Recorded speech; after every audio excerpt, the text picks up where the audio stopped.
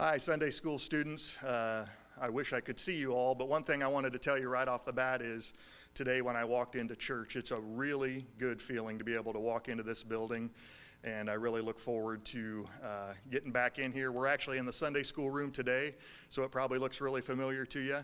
But interesting times going on. We never thought we would be asking people to stay away from church, but that's what we're doing right now. So as those times have come up and we have a little more time with our families and alone, one thing that I wanted to say to you is, or mention, is that there really are two questions that have popped into my mind here lately for myself, and I hope you can ask yourself the same question.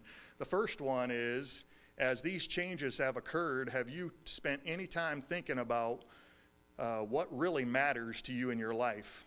And I hope first things that come up are family and friends and relationships and God, things like that. But then also, it's given me a chance to look a little deeper, and I hope you too, is what really matters to you? Have things changed in a way that your life has changed? Are you, for example, one thing I realize is I watch a lot of sporting events, and there are none on right now. And to me, it's not a big deal, which is good, but it possibly could have been. Or, for example, would somebody be scared with the economy right now and say, do your material possessions mean too much to you? So question one is, what really matters to you? I think it's an interesting one to ask. So I would ask you to put a little time into that. What really matters to you when things change?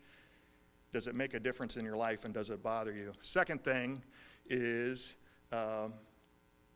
what do you fear? That is a good question, and I would ask you to really think about that one. What do you fear? For example, one thing that I happen to fear is heights. Jump, Dan, jump! I can't. Yeah, you can. Jump! I can't do it. 1, 2, 3, jump! I can't.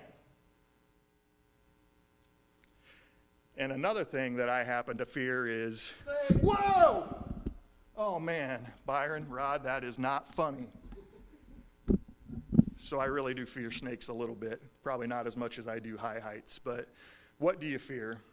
The reason I ask that question is, at a time like this, I just know that for me, I came to a point in my life when I read Proverbs 9:10, and it starts out and it says, the beginning of wisdom is the fear of the Lord.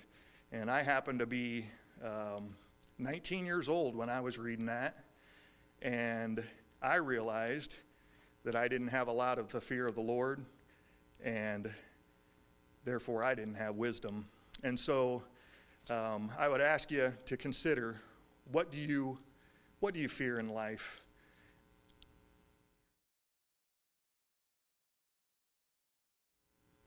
1 John 4:18 and 19, in verse 18 it says, perfect love casteth out fear. There is no fear in love, for perfect love casteth out fear. And in verse 19, it tells us that the only reason we're able to love each other and to love God is because that He first loved us. And that's really important, because as we do those things, as we gain wisdom by fearing the Lord, the fears go away and it becomes love. I know Byron talks a lot about that. Fear turns to love as you deepen your Christian relationship with God. You're watching this on Sunday, and today would have been your Easter program. So that's got to be really strange for you all as Sunday school students to not be having an Easter program.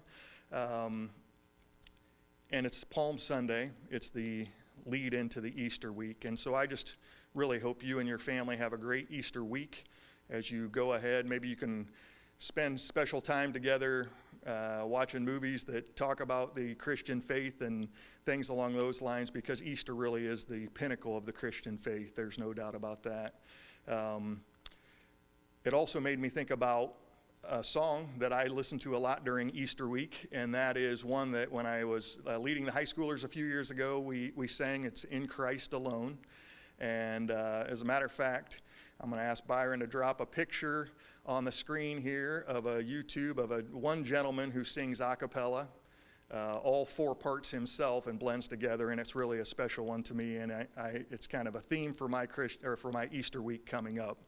So I hope you all have a great Easter week. And one last thing to all of you, especially if you are a young man in the freshman, 7th, or 4th grade, is to remember as we're spending more time with our families, honor our parents and be kind and gracious to your siblings. We really do love you all, miss you very much, and hope you have a great Easter week.